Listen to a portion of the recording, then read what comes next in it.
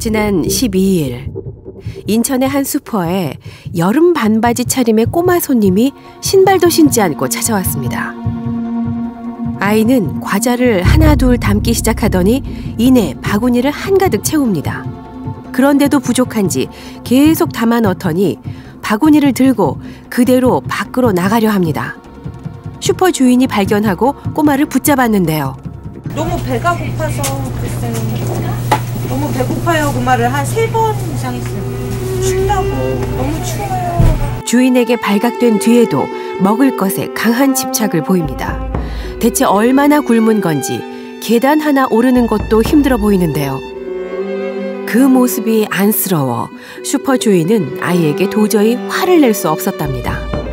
오히려 따뜻한 음료와 빵을 건네며 안심시켰다고 합니다. 그러자 도박도박 아주 의사표현 잘해. 또릿또릿해. 공원에서 나 도망쳤다고 몇 번 얘기했어. 나는 진짜 무슨 장애인 시설에서 걔를 감금해놓고 그렇게 폭행을 했나 싶어가지고 파출소에 전화해서. 아이의 말도 남루한 행색도 심상치 않았던 주인은 경찰에 신고했습니다.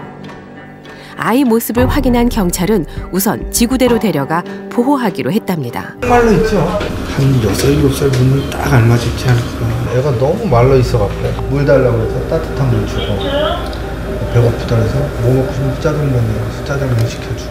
눈이 잘 돌아가죠. 눈처리가 경계를 하는 눈처리죠. 어디서 왔니? 고아원 이름이 어떻게 되는지 몰라요. 위치가 어디니? 몰라요. 그게 끝이에요. 67살로 보이는 여자아이는 좀처럼 입을 열려 하지 않았습니다.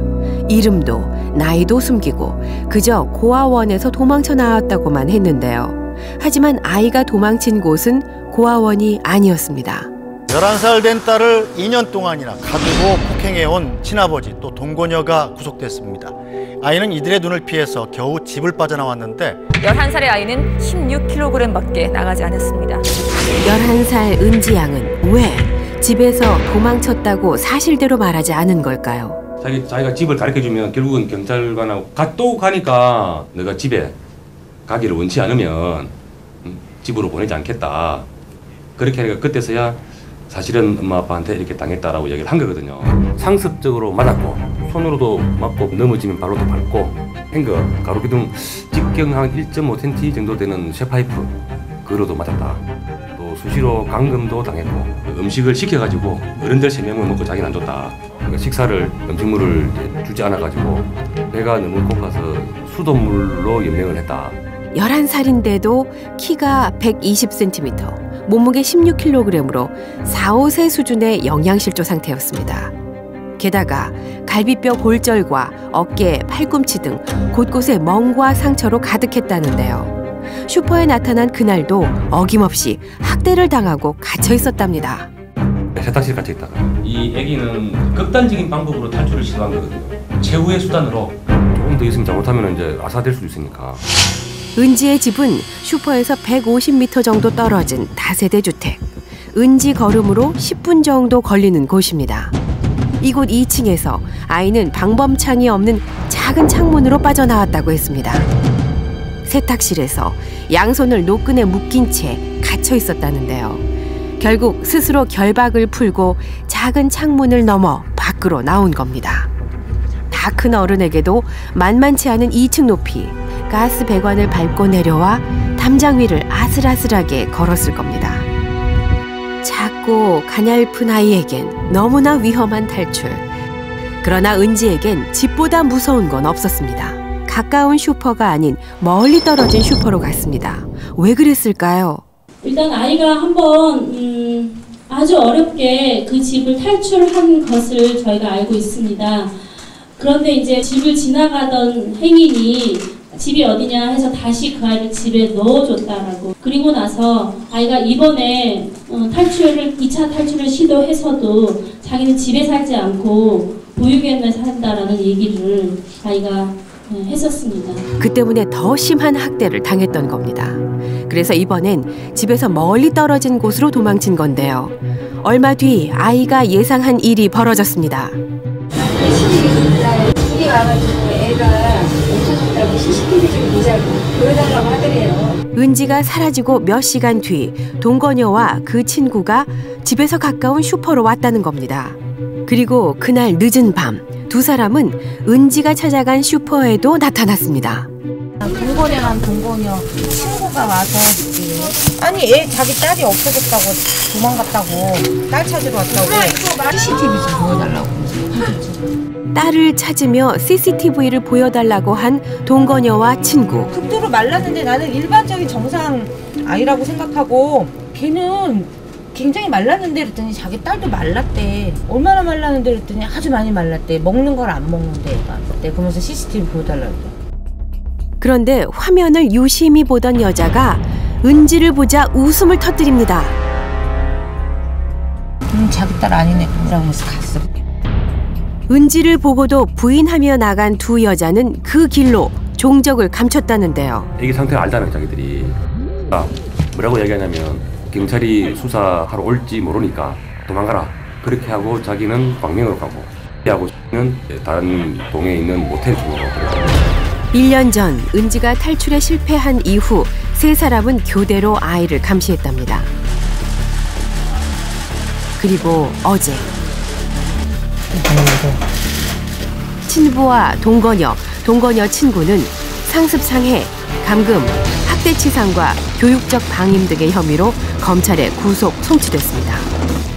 은지의 친부는 8년 전 이혼한 뒤 동거녀와 6년 동안 살았답니다.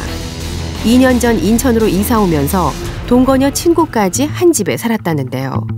이웃들은 그들이 아동학대를 했다는 사실이 믿기지 않는다고 말합니다. 새벽 늦게 해주면 막 미안해서 그렇게 남편 배달도 갔는데 애가 있는지도 모르는 거야. 강아지를 안고 가는데 나는 처음에 뒤에 갔을 때 애기 안고 가는 줄 알았어요.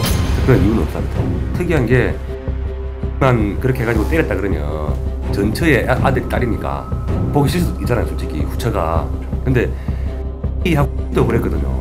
재혼에 의한 그런 스트레스 이런 건 아닌 것 같아요. 저희는 학대할 의사도 없었다. 아기가 이제 음식을 아무거나 먹으니까 훈육 차원에서 그렇게 한 거다. 게다가 그는 자신도 어릴 때 부모에게 학대를 당한 피해자라고 진술했답니다. 그러면서 본인은 온라인 게임에만 빠져 있었다는데요. 더군다나 은지는 학교도 다니지 않고 있었습니다. 이 사실을 해당 주민센터에선 파악하지 못하고 있었던 걸까요? 저희한테는 가 공가로 돼 있어요. 비어 있어. 주민등록에 아무도 안 돼 있어요. 그러니까 뭐 알 수가 있는 건 하나도 없죠. 우리는 수소문 끝에 은지가 2012년까지 다녔다는 초등학교를 찾을 수 있었는데요. 걔가 사라진 때가 방학 바로 직후였어요. 여름방학 직후. 갑자기 그렇게 이 학교 때 사라진 거죠. 아이가 갑자기 사라지고 3년 넘게 학교를 다니지 않았는데 학교에선 왜 아이를 찾지 않았을까요? 우리가 그 주제에 있는 동상에 보고를 했어요. 네. 그렇고만 아니고 담임 선생님이 뭐 여러 가지 조치를 취했는데 그게 마무리도 안 됐고. 은지의 결석이 계속되자 학교에서 지자체에서 교육청으로 연락을 취했답니다. 그러나 사라진 아이를 끝내 찾을 수 없었다는데요. 그 당시 그 학생의 아빠가 또 다른 조사를 받았어요. 경찰의 조사를. 경찰서에서도 조사를 했는데 그 사람을 못 찾고 있는 상황이었고. 심지어 경찰도 친부의 소재를 파악하지 못하고 있었다는 겁니다. 은지가 예전에 살던 집을 찾았습니다. 집 주인은 은지네를 기억하고 있었는데요. 그 사람들 갑자기 도망가냐니 와서 한번 보도 못해요. 저거만 쳐가지고 와서 경찰 데려가서 막 문을 때리고 탁 그냥 번호키도 비싼 걸로 달았더만 그거 탁 부시고 그냥 이 문을 열었더라고요. 융자를 뭐 4,000만 원을 냈다나 그 빌라 하나 있는 거를. 은지의 친부가 어머니 인감도장을 훔쳐 집을 담보로 대출을 받고 도망쳤답니다. 결국 그의 어머니가 경찰에 신고해 사기 혐의로 수배 중이었는데요. 그 때문에 이사를 가도 전입신고를 하지 않아 이곳이 여전히 은지의 주소지로 남아있었습니다. 오면은 애기가 그냥 활동을 하면 가만히 안 있기만 해. 한번 걸어다니는 데를 못 가고 얼어가고 있어. 얼어가고 기름 못 피고. 다시 집에 돌아가고 싶지 않다라는 얘기를 했고, 또 아빠가 처벌받기를 원하느냐라는 질문에서도 네라고 대답을 정확히 했다라고. 친딸인데 등기고 때리고 왜 그러셨습니까? 죄송합니다. 누구한테 죄송하신 거예요 지금? 아이한테 한 가지만 해주세요. 아이한테. 마지못해 죄송하다는 친부와 아무 말이 없는 동거녀. 은지 양은 현재 아동보호기관의 보호 속에서 병원에 입원해 치료를 받고 있습니다. 처음에는 몸무게가 4, 5세 정도 수준밖에 되지 않았는데 벌써 아이가 좀 얼굴도 밝아지고 또 웃기도 하고 지금 병원에서는 밥도 잘 먹고 간식도 잘 먹고 있다고 합니다. 이제 가서 확인을 했는데 우리 형사들을 봤을 때 첫 마디가 경찰관님 고맙습니다. 이렇게 이제 말도 하고 간단한 농담 정도 주고받을 수 있는 애가 이제 웃기 시작하는 거죠 이제. 겨우 11살 여자아이입니다. 앞으로 은지는 어디에서 누구의 보호를 받게 되는 걸까요? 한 번도 제대로 된 애정을 받아본 적이 없고 관심을 받아본 대상이 아니었기 때문에 쉼터보다는 가정 위탁을 좀 시켜서 그 건강한 가정의 분위기 이런 것들을 알 수 있게 하는 것이 낫지 않을까. 정부는 이번 사건을 계기로 오랫동안 학교를 나오지 않은 어린이들에 대해 전수조사를 벌이기로 했습니다. 11살 소녀가 빠르게 건강을 회복하고 있고 이 소녀를 돕고 싶다는 온정의 손길도 이어지고 있습니다. 어른들 누구도 지켜주지 않아 스스로를 지켜냈던 11살 은지는 이젠 세상을 변화시키고 있습니다. 너무 늦게 알아서 미안하고 지켜주지 못해 미안합니다. 잘 좀 전해주세요. 원래 인정을 좀 갖고 싶어 했다고 그러니까 더 좋아하지 않을까. 감사합니다. 더 이상 학대로 고통받는 아이가 없는 세상을 만드는 건 이제 어른들의 몫입니다.